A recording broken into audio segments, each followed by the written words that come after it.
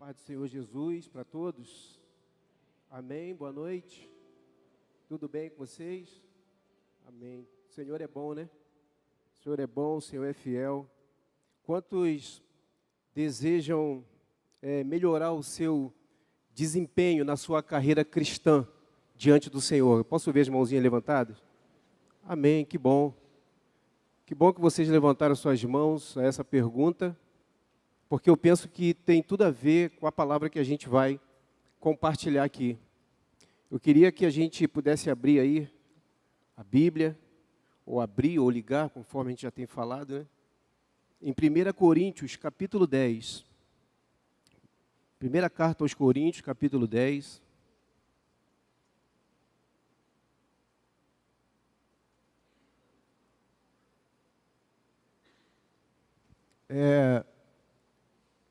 É um tema que eu tenho meditado nesses dias. Eu penso que também é um tema assim muito atual para nós cristãos, visto que a maioria que está aqui nesse auditório são irmãos.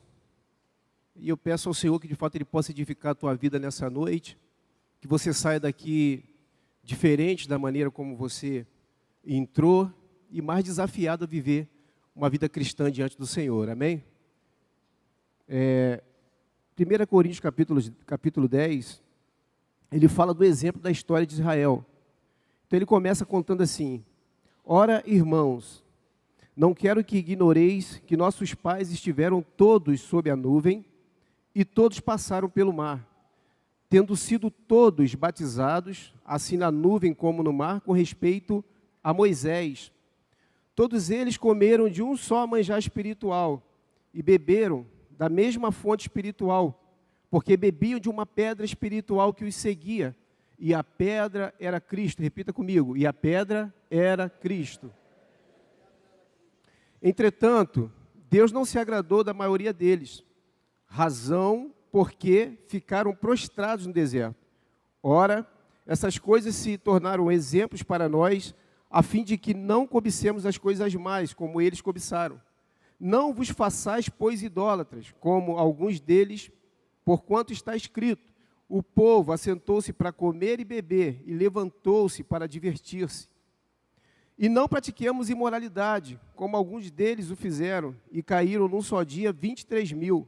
Não ponhamos o Senhor à prova, como alguns deles já fizeram, e pereceram pelas mordeduras das serpentes. Nem murmureis, como alguns deles murmuraram, e foram destruídos pelo exterminador. Foram destruídos pelo exterminador. Essas coisas lhes sobrevieram como exemplos e foram escritas para advertência nossa, nós outros sobre quem os fins dos séculos têm chegado. Aquele, pois, que pensa estar em pé, vede que não cai. Vamos repetir no 3? 1, 2, 3, verso 12.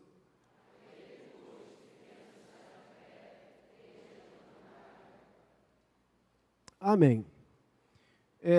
Lendo esse texto, já durante alguns dias, eu tenho pensado que a nossa fé cristã, a nossa carreira cristã, ela precisa ser sustentada por duas atitudes, quais sejam vigiar e orar.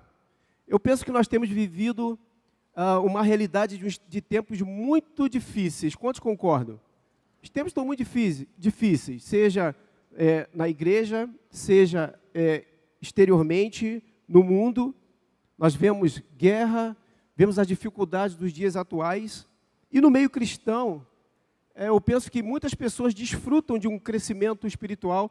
Eu penso que muitas pessoas desfrutam de um avivamento, mas também percebo que muitos estão amargando derrotas.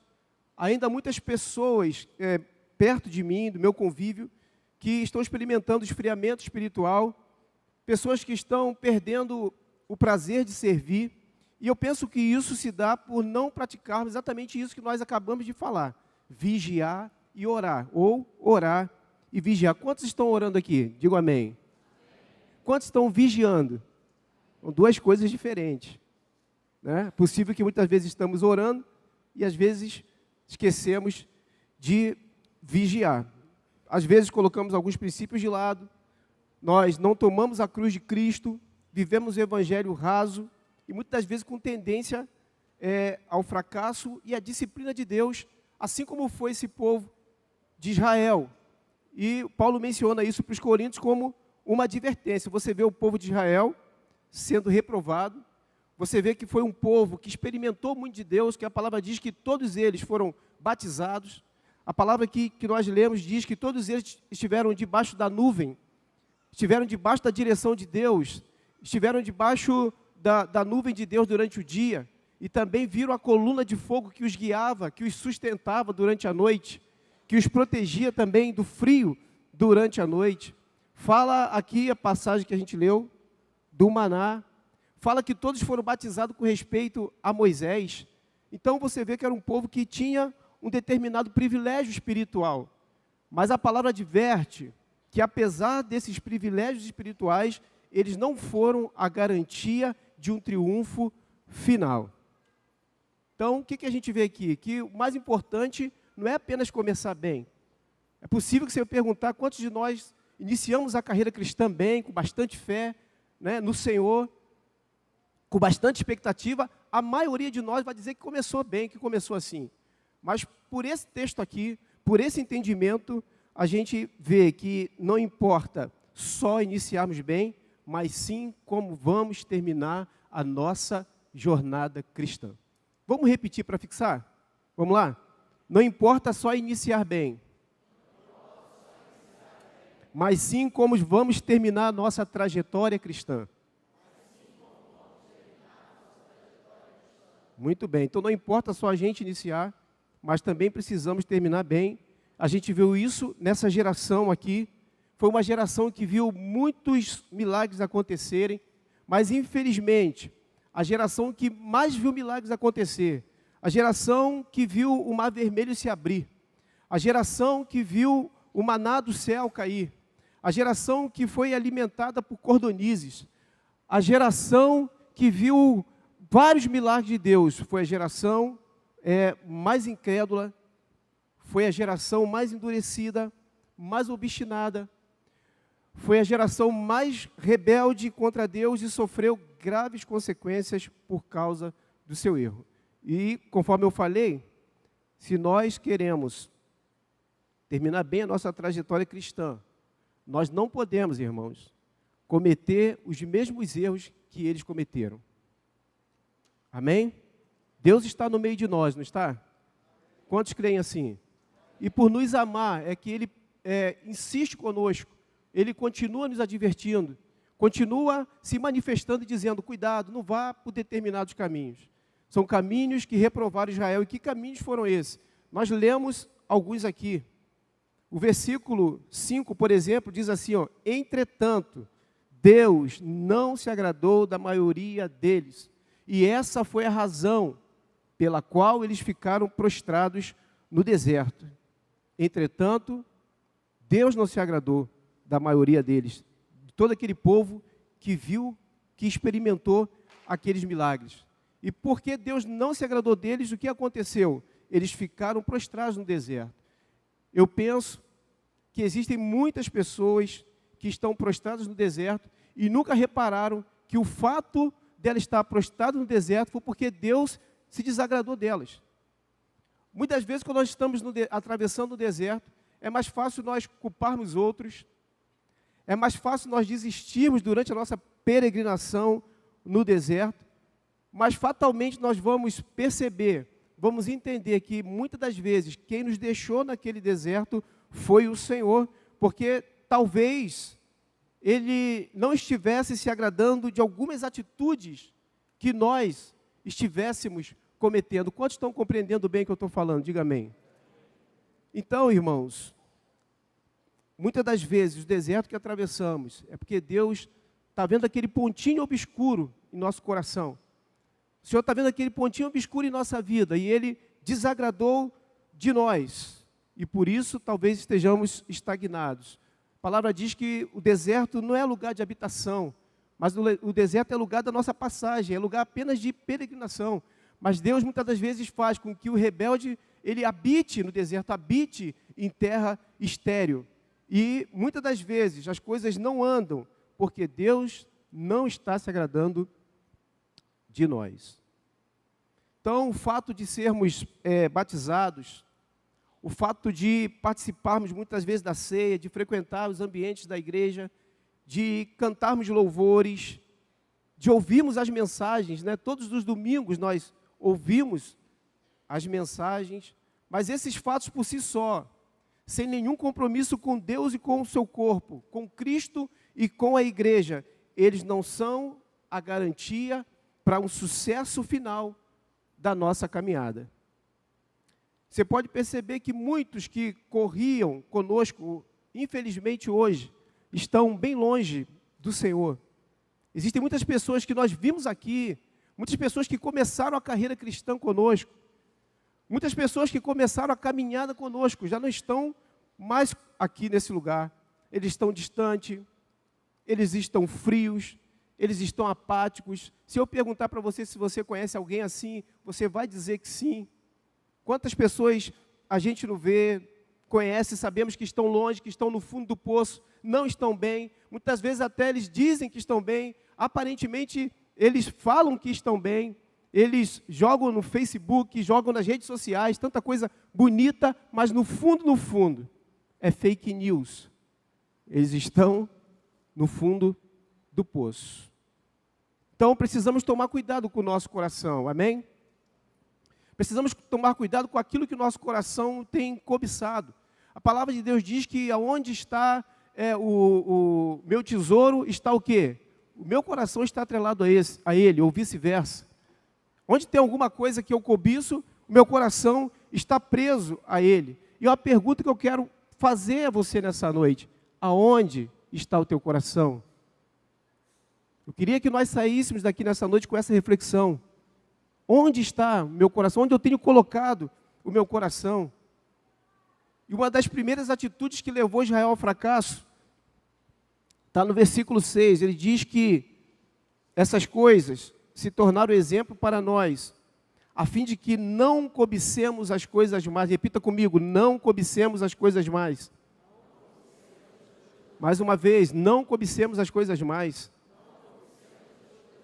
Meus irmãos, nós não podemos cobiçar as coisas mais. As coisas mais, elas vão nos levar ao pecado. E o pecado, inevitavelmente, vai trazer sobre nós a ira de Deus. Deus nunca deixou o pecado dele impune. Deus é justo. Deus é santo. Ele até protela um pouco a sua disciplina, muitas das vezes por misericórdia, esperando o que nosso? O nosso arrependimento. Então Deus espera um pouquinho, fala: poxa, eu vou ver até onde ele vai, vou ver até onde ela vai. Mas no momento que sem a gente esperar, a conta chega, porque Deus nos ama, e por Ele nos amar, Ele não quer nos deixar presos nesse caminho. Então, não podemos cobiçar coisas mais. A cobiça de coisas mais aqui, a gente não tem tempo para ler agora, mas está lá em Números 11, foi aquele saudosismo do mundo. Os israelitas, apesar do maná, os israelitas, apesar da rocha, apesar do mar se abrindo, eles, insatisfeitos, começaram a cobrar a Deus outras coisas. Começaram a cobrar de Moisés. Nós queríamos os melões, nós queríamos os pepinos que tinham no Egito. O Senhor nos trouxe para essa terra para que a gente pudesse morrer aqui, para que nossos filhos morressem aqui. E eles, insatisfeitos, apesar das bênçãos de Deus, eles queriam os alhos, eles queriam os pepinos do Egito, eles queriam a carne do Egito. Você vê que é tanta insensatez que queria até pepino, né? A gente tem vontade de se livrar dos pepinos. É tanta insensatez quando a gente não está andando com Deus, não está andando em sintonia com aquilo que Deus está falando. Só que eles esqueceram que lá no Egito eles eram escravos. Hoje em dia muitas pessoas estão assim. Elas podem não falar que querem a carne do Egito, que querem os melões, mas elas querem a sua vida de volta. Elas querem ser felizes. Eu quero ser feliz. Chega, cansei. Só que elas esquecem que lá no Egito, elas eram escravos, elas estavam sujeitas aos trabalhos forçados, elas estavam sujeitas a ter seus filhos violentados por causa do abuso da escravidão, elas tinham seu direito castrado. A mesma coisa era nós quando estávamos no mundo. nós estávamos perdidos, nós estávamos sem esperança, éramos escravos do pecado e também condenados.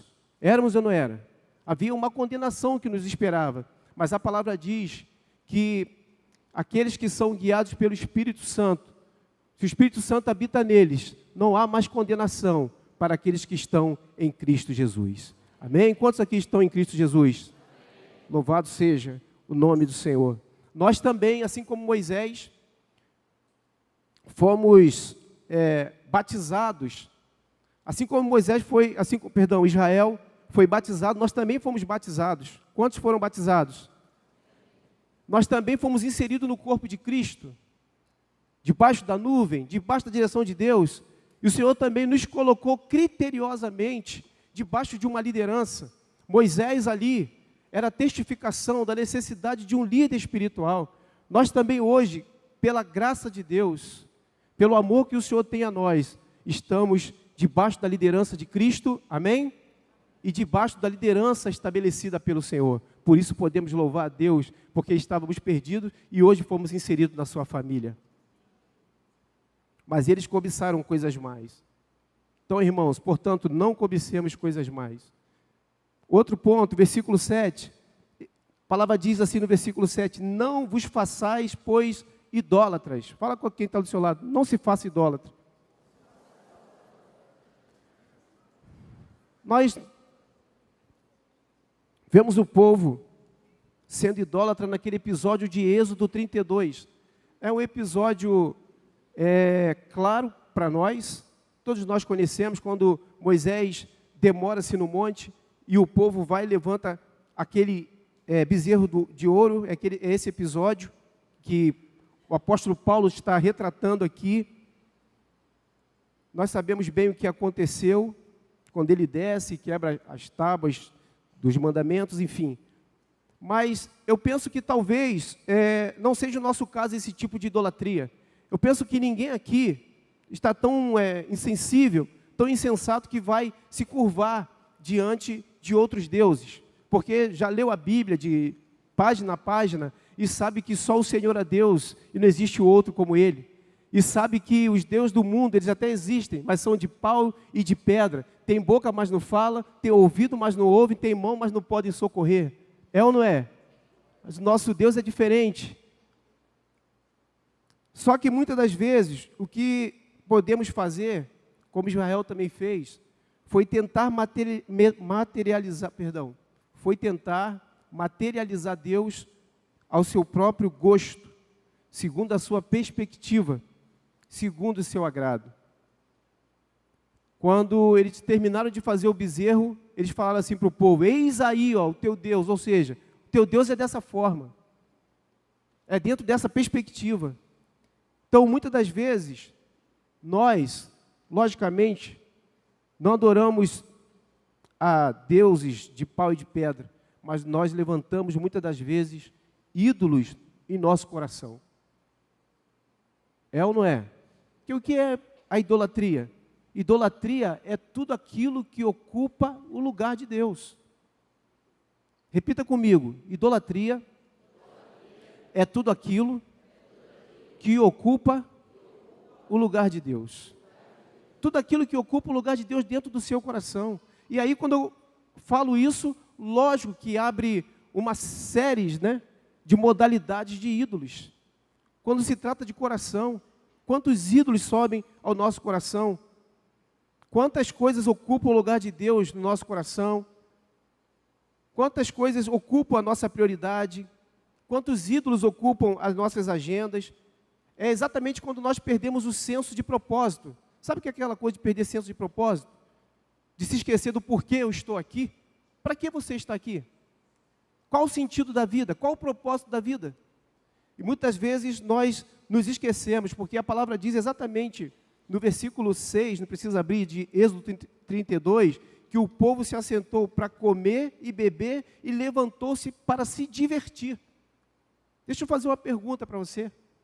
O propósito daquele povo era se divertir naquela ocasião? Lógico que não. Era chegar à terra prometida. Amém ou não amém? Então precisamos ter muito cuidado, com o perigo dos entretenimentos dos últimos dias. Coisas que ocupam o nosso coração, elas tomam o lugar de Deus, elas tomam a nossa agenda. E eu queria falar uma frase para você guardar. Que as ações sem propósitos, elas vão gerar resultados que não cumprem o propósito. Ações sem propósitos vão gerar resultados que não cumprem o propósito. Entendeu? Quantos entenderam? Digo amém. Qual é o propósito eterno de Deus? Vou falar no 3. Ter uma família de muitos filhos semelhantes a Jesus para a glória de Deus Pai. Qual é o propósito eterno de Deus? Vai, 1, 2, 3.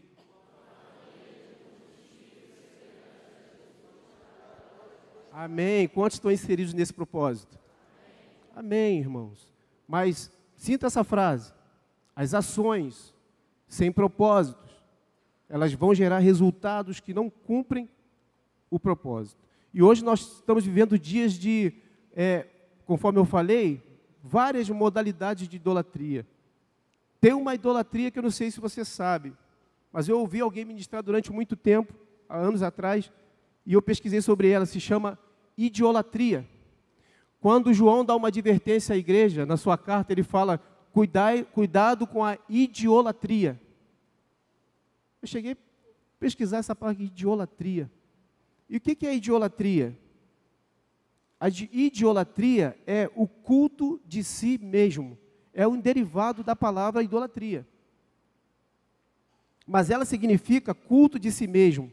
A pessoa começa a adorar tanto a si mesmo, a ponto de se autopreservar, a ponto de se excluir da ação do corpo, a ponto de não querer se envolver mais porque se machucou tanto, então não posso mais me envolver, eu não posso confrontar, não posso ser confrontado, não posso perdoar, não posso ser perdoado, porque ela está idolatrando a si mesmo, faz aquilo que melhor lhe agrada.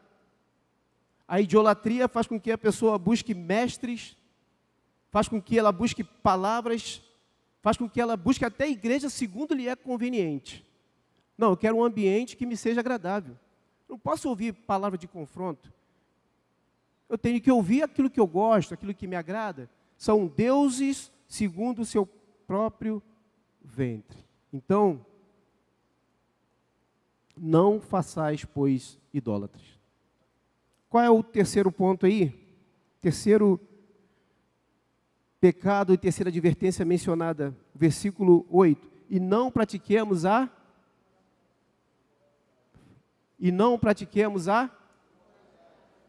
mais forte, não devemos praticar a imoralidade. Quando ele fala da imoralidade, o apóstolo Paulo aqui nas referências, fala sobre aquela incitação de Balaão, no livro de Números 25, também não precisamos abrir, é quando os israelitas se prostituem com as mulheres moabitas, e eles passam a cultuar os deuses de Moabe. Ele está falando aqui das relações sexuais ilícitas. Ele está falando aqui do sexo fora da vontade de Deus. Ele está falando aqui do adultério. Ele está falando aqui da fornicação. Está dizendo que qualquer tipo de relação sexual que seja fora do casamento é imoralidade. Então ele adverte aqui o seu povo. Isso é uma coisa tão atual, tão corriqueira. Nós não devemos ter medo de falar, de tocar nessas coisas, porque Deus deseja a nossa santidade, amém? Mas tem pessoas que estão tão insensatas, elas vêm para a reunião da igreja, olha a insensibilidade, e depois da reunião da igreja elas saem, elas vão para a balada, elas curtem noitadas, e muitas vezes finalizam a noite no motel. Isso é sério, porque são pessoas que já estão insensíveis à vontade de Deus. Perceba que onde tem alguém envolvido com prostituição, também tem roubo, também tem idolatria, tem vaidade. Porque um abismo chama o outro. Sendo que contra essas coisas o Senhor é vingador. E ele vingou mesmo, a ponto de que nesse episódio aqui de Números, 24 mil israelitas morreram por causa desse incidente em Baal-Peor. Então, não pratiquemos imoralidade. Cadê o povo santo do Senhor aqui? O povo santo que pode dar glória a Deus bem forte. Amém. Sede santos, assim como o Senhor nosso Deus é santo. Eles também tentaram o Senhor. Versículo 9 diz: não ponhamos também o Senhor à prova, como algum deles já fizeram e pereceram pela mordidura das serpentes. Muitos deles tentaram o Senhor, eles duvidaram e provocaram o Senhor. Ele está falando do episódio quando eles disseram, em Números também, que eles tinham, a alma deles tinha um fastio desse pão vil. Quantos já ouviram essa expressão? A nossa alma tem fastio desse pão vil. Levanta a mão, quantos já ouviram essa expressão? Quantos já leram o Número? Precisamos ler a palavra. Em determinado momento, em Números, o maná caía e abençoava o povo de Deus. E aí eles foram se enchendo daquilo, se enchendo. E numa expressão coletiva eles falaram assim: nós temos fastio desse pão desprezível. Ou seja, o tempo foi passando. E o coração desse povo foi mudando. A alegria daqueles primeiros anos de saída do Egito, né, de tanta vibração, de tanto cântico. Nunca surgiu tanto cântico na era da igreja como naquela época, quando eles atravessaram o Mar Vermelho. E toda essa alegria depois, ela começou a se extinguir e foi desaparecendo, até que eles usaram essa expressão. Eles tinham aversão ao pão de Deus. Eles tinham repugnância ao pão de Deus. Eles estavam julgando o pão de Deus, que era um maná desprezível. E assim também é o nosso coração, irmãos. Jeremias diz que enganoso é o coração. Ele é mais do que todas as coisas. E ele é pior, ele é desesperadamente corrupto. Por isso, sempre a pergunta: como está o nosso coração? Nós devemos fazer isso todos os dias diante de Deus. Senhor, aonde eu tenho colocado meu coração? Porque meu coração é corrupto. Ele tem o poder de nos enganar o tempo todo. E nesse episódio aqui, tentar a Deus é achar que Deus não está mais no meio do seu povo. Eles sempre viviam fazendo essa pergunta: será que Deus está no meio de nós mesmos? Será que Deus vai poder mudar a adversidade? Eles estavam sempre reclamando isso. Senhor, o Senhor nos trouxe nessa terra para nos matar, para que a gente pudesse perecer. Quem dera estivéssemos ainda no Egito. São pessoas que não acreditam que a adversidade pode mudar. São pessoas que não acreditam que mesmo o tempo difícil que eles estão passando, o Senhor não pode os socorrer. São pessoas que não acreditam mais nos novos projetos. Já viu aquela coisa? Você fala para alguém: vai acontecer isso assim, assim, você está vibrando, e o camarada está lá, mais desanimado do que só Jesus. Pessoas que estão sempre colocando o Senhor num teste. Será que vai chegar? Será que vai acontecer? Será que Deus vai mudar isso mesmo? Tem pessoas que duvidam até da volta do Senhor Jesus. Será que Jesus vai voltar? Pensa bem, quantos anos você está ouvindo isso? Fala: não, senão vai estragar a tua idade. Quanto tempo você está ouvindo? Jesus vai voltar, Jesus vai voltar. E tem sempre alguém que fala: pô, será que Jesus, ele vai voltar mesmo? Tem gente que fala: eu estou aqui há tanto tempo e nunca vi as coisas mudarem. É sempre a mesma coisa. É sempre o mesmo ensino. Vou buscar novos horizontes. Ouvimos isso, não é? As pessoas querem coisas novas, né? Inovações. Quero falar uma coisa para você: se você está aqui no reino de Deus há mais de 30 anos, 20 anos e nunca viu nada mudar, você precisa mudar. Você precisa se converter. Porque, irmãos, a obra que o Senhor Jesus tem feito em nossas vidas é uma obra tremenda. Lembra de onde você veio? Lembra de onde o Senhor te tirou? Lembra das noites em claro, da depressão, da dor, da angústia, quando você não tinha mais esperança? Tem pessoas aqui que estavam a ponto de colocar um revólver na sua cabeça, e Deus os resgatou, meu irmão. Deus nos resgatou do inferno e da morte. E Deus nos constituiu seu povo, o povo exclusivo de Deus, propriedade santa, povo peculiar, o povo que vai fazer diferença nessa nação.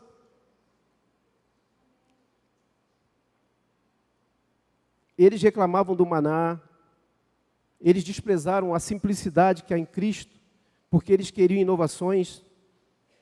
Muitas das vezes nós somos mal agradecidos, né, por aquilo que recebemos. Às vezes tem coisas que recebemos que são tão simples, você fala, o que é isso, só isso? É o que o apóstolo Paulo falou, ele tinha medo de que a serpente, assim como ela enganou a Eva com a sua astúcia, assim também pudesse ser corrompida a nossa mente e nos apartássemos da simplicidade e pureza que há em Cristo Jesus. Jesus Cristo é simples, irmãos. Jesus Cristo é humilde. Muitas pessoas, por causa de inovações, por buscarem coisas que te agradam a elas estão se perdendo. E por último, eles murmuraram. Nós temos percebido assim, o quanto Deus tem nos advertido, né, em relação a assegurarmos aqueles princípios antigos.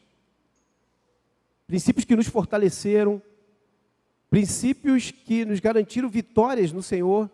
E Deus tem falado isso aqui mesmo, aos domingos, desde de muito tempo. A gente viu aquela palavra do Davi Vidal, Daniel Souza, a própria palavra do domingo aqui com Samuel. Eu parabenizei Samuel no dia seguinte, falei, Samuel, que inspiração, hein? Mas eu penso que é Deus falando conosco, para não abrirmos mão dos princípios que nos conduziram. Amém? Quantos querem não abrir mão dos princípios? Então vamos falar comigo, não vamos abrir mão dos princípios que nos conduziram. De novo, não vamos abrir mão dos princípios que nos conduziram. E foi por isso que nós chegamos até aqui, irmãos. Eu louvo a Deus pelos princípios que nortearam a minha vida. Louvo a Deus pelas disciplinas de Deus que me fazem ser uma pessoa melhor. Procuro ser um discípulo de Jesus melhor. Procuro ser um marido melhor. Por causa desses princípios. Então, eles murmuraram. Quando ele fala de murmuração, ele fala do episódio lá de rebelião de Coré, Datã e Abirão. Eles murmuraram contra Moisés e contra Arão. Nós sabemos que a murmuração é uma linguagem das trevas. Ela tem que ser banida do nosso meio, do nosso coração, porque ela provoca a ira de Deus. Murmuração, na verdade, é uma desconfiança da providência, é uma desconfiança do cuidado, é uma desconfiança do amor de Deus por nós. E Coré, Datã e Abirão e sua equipe, eles suspeitaram do zelo de Deus através da vida de Moisés e Arão por eles. Por isso, eles foram reprovados e pereceram no deserto. Toda uma geração pereceu no deserto. Uma pergunta, será que isso não acontece hoje? A mesma alma que um dia recebeu o pão do céu, que recebeu Jesus Cristo, agora manifesta tanta dificuldade em praticar a fidelidade, em praticar a obediência, sempre reclamando. Gente que sempre reclama das responsabilidades, que sempre reclama dos irmãos, sempre reclama das IELs, das células, sempre reclama do compromisso da igreja. Infelizmente, esses pecados são atuais. Queria terminar, para a gente orar. O versículo 11 diz, essas coisas lhes sobrevieram como exemplo e foram escritas para advertência nossa. É muito claro, né? É uma palavra muito clara. Essas coisas, Paulo falando para os coríntios, que aconteceram com os israelitas, elas foram escritas para advertência de vocês. Mas ele diz mais, também de nós outros, sobre quem os fins dos séculos têm chegado. Quem são nós outros aqui nessa palavra? Para quem é essa advertência, irmãos? Esse cuidado de Deus, esse zelo de Deus, seja para o novo convertido, o mais neófito, seja o mais velho, esse cuidado de Deus é para nós, nesses dias. Os mesmos pecados que levaram Israel ao fracasso, aos quais os coríntios aqui são advertidos, também são atuais na igreja de hoje. e elas também tentam levar a igreja a um fracasso espiritual. Apesar de muitas evidências, né, que o Senhor Deus aqui, o Senhor deu da sua presença, esse povo aqui falhou provocando a ira de Deus. E nós não podemos nos enganar, porque o modo como o Senhor tratou o povo é um exemplo também para nós hoje. É por isso que está escrito. O apóstolo Paulo, ele não deixou isso aqui por acaso. Ele não deixou isso aqui para fazer parte da história de Israel, mas para fazer parte da nossa história, de nós hoje, dos cristãos dessa era, dos cristãos dessa geração, para que essas advertências fizessem com que também não venhamos a cobiçar as coisas mais, a andar nas mesmas práticas que eles andaram. Porque, irmãos, se a gente fizer isso, também vamos ser reprovados pelo Senhor, assim como eles foram. Quantos aqui não querem ser reprovados pelo Senhor? Eu também não quero ser reprovado. Agora nós precisamos aprender com a história. Quem não aprende com a história vai repetir os mesmos erros da história, já dizia um filósofo. Quem não aprende com a história vai cometer os mesmos erros. E o versículo 12, só para a gente orar e terminar, diz que aquele que está de pé, aquele que pensa estar de pé, vede que não cai. Eu vou contar até 3, e vocês vão ler esse versículo bem forte, ok? 1, 2, 3.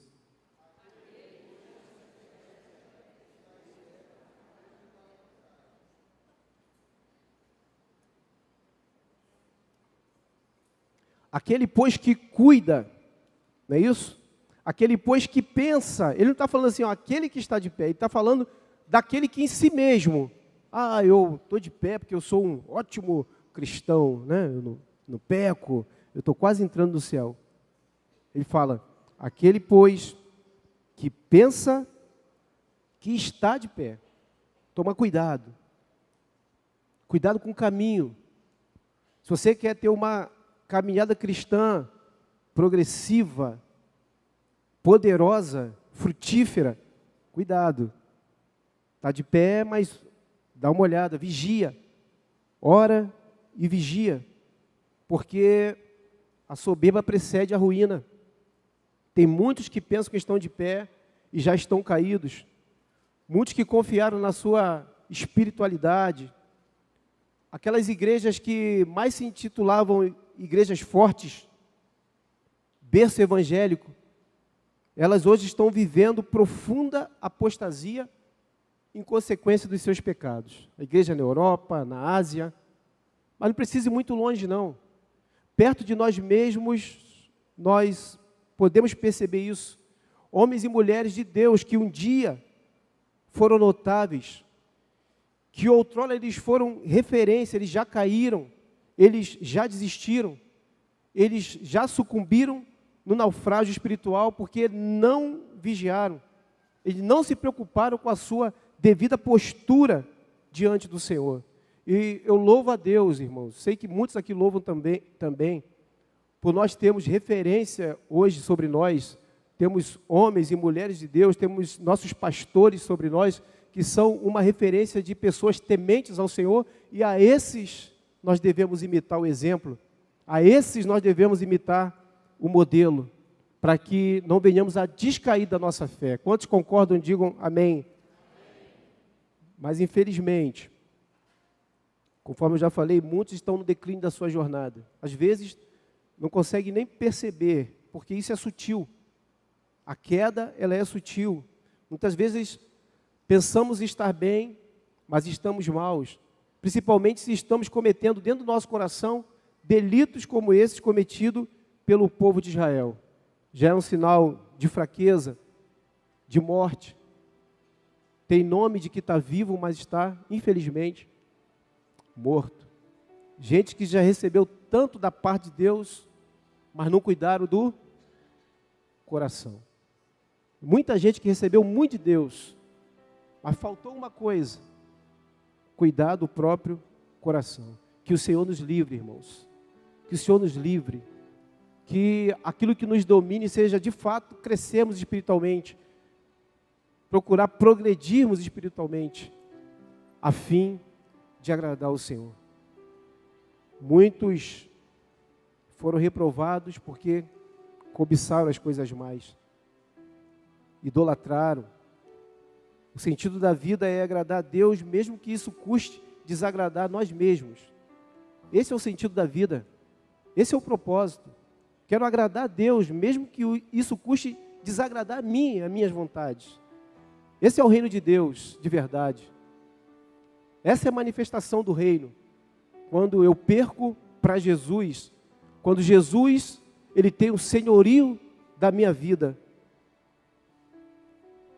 Chega de concessões, meus irmãos. Eu penso que nós estamos num tempo muito crucial, um tempo de reação, um tempo de reviravolta. Quantos querem fazer uma reviravolta espiritual na sua vida? É esse tempo. Chega de concessão com o mundo. Chega de concessão com o pecado. Nós temos que nos posicionar genuinamente como cristãos. Não uma vida de faz de conta, não cristão meia boca, né? Evangélico não praticante. Ou seja, eu sou evangélico, mas eu não pratico as demandas do reino. Isso é um engano. Isso é anátema. É preciso rever nossas vidas. É preciso rever nossos valores. Como estamos diante de Deus. Como estamos diante dos homens. Como estão nossas atitudes. E refletir, será que de fato eu estou vivendo de maneira a agradar a Deus? Quantos querem agradar a Deus aqui de verdade? Amém. Eu quero orar com vocês. Você que entendeu essa palavra, eu quero orar. Você que de repente, de alguma forma, se sente enquadrado por ela, se sente preso a ela, mas sente que é uma palavra libertadora. Eu quero orar, eu quero convidar você para a gente orar, baseado nesse texto do versículo 4, que diz que todos beberam da mesma fonte, porque eles bebiam de uma pedra espiritual que os seguia, e a pedra era Cristo. Diga, e a pedra era Cristo. Diga mais forte, e a pedra era Cristo. Mais forte, e a pedra era Cristo. Essa pedra seguia o povo de Israel, para transformar a vida deles, para dar direção. É isso que está escrito aqui. Era uma pedra que o tempo todo estava próxima a eles, dando a entender que o Senhor jamais abandonou o povo de Israel. Eu quero dizer para você que o Senhor está contigo todos os dias, até a consumação dos séculos. Ele jamais te abandonou. Talvez você tenha tropeçado de alguma forma num desses pecados que nós mencionamos aqui. Talvez você já tenha um plano de desistência dentro do teu coração, de apatia dentro do teu coração, mas eu quero dizer que essa pedra, ela está aqui nessa noite, e a pedra é Jesus. Jesus Cristo é a rocha da nossa salvação, e ela pode transformar a tua história a tempo, meu irmão e minha irmã. Quantos querem ter a história transformada? Amém? Vamos ficar de pé no nome de Jesus.